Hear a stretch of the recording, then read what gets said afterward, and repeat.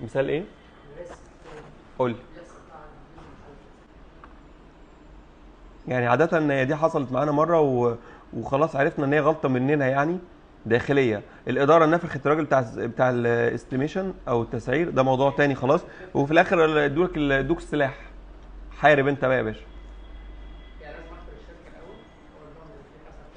مش تخسر الشركة، ده أنت تروح مش تخسر الشركة بقى بشكل لا يعني تروح تشرشح لهم يعني فاهم داخليا.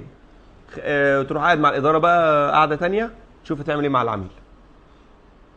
عادة اللي بيحصل يعني تروح تستشهد عند العميل، تستشهد الحقنا، ده احنا عندنا مصيبه ايه، احنا عندنا جريمه وسعرنا غلط، والتسعير الغلط ده فوق طاقتنا وهنقفل الشركه. هو هيقول كده طبعا، هيقول ماليش دعوه. لا بس اللي بيحصل انه بيحاول. سو عاده في الشركات المشاريع الضخمه الكبيره كله بيذبح كله.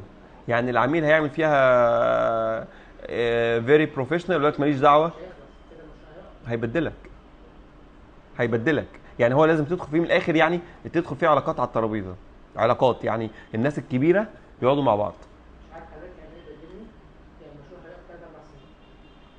هو هيدرس الكلام ده. ماشي، ما انت لبسته طب يعني ما انت حطيته ان هو ايه، حطيته طلع معاك لنص الطريق وقلت له انا والله مش معايا فلوس. طب ما انت هي حركه يعني، هو برضو بيعلم عليك بشكل تاني. ممكن هو يشيلك، ما انت خلاص انت بقيت فوق كتفه، بتكمل بيه بس هيعورك قدام.